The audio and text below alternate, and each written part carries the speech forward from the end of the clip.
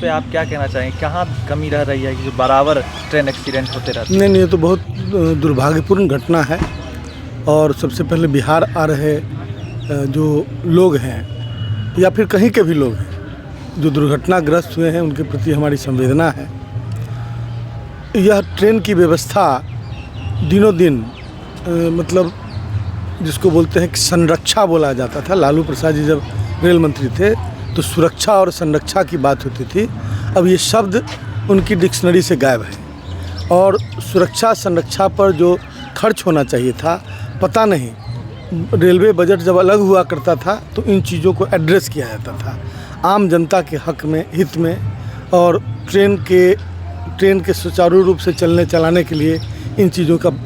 लेकिन अब तो पार्लियामेंट में आम बजट के साथ के अंदर ही रेल बजट एक छोटा सा कॉलम होता है और ऐसा लगता है कि जो मन करे सो ही करेंगे उस बजट के बजट में मिलने वाले फंड के माध्यम से।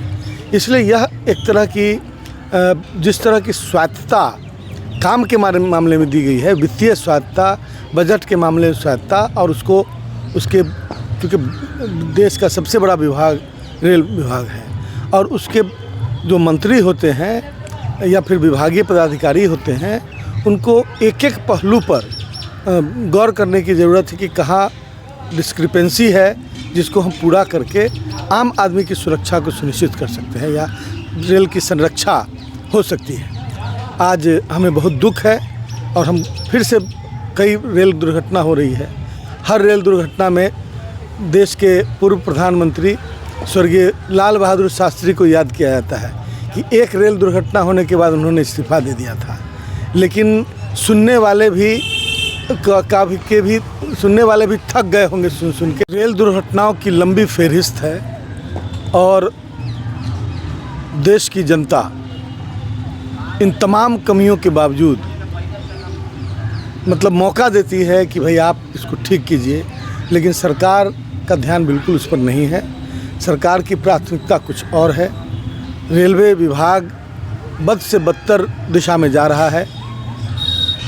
दाम जो हैं रेल टिकट के वो बिल्कुल अनाप शनाप, ऐसा लगता है कि हर जगह सट्टा खोल दिया गया है कि जब मैंने demand based price of ticket, इस तरह की व्यवस्था की गई है जो आम आदमी को सूट नहीं करता है। क्योंकि रेल ऐसा संसाधन, ऐसा माध्यम है जिससे गरीब लोग ज़्यादा सफ़र करते हैं।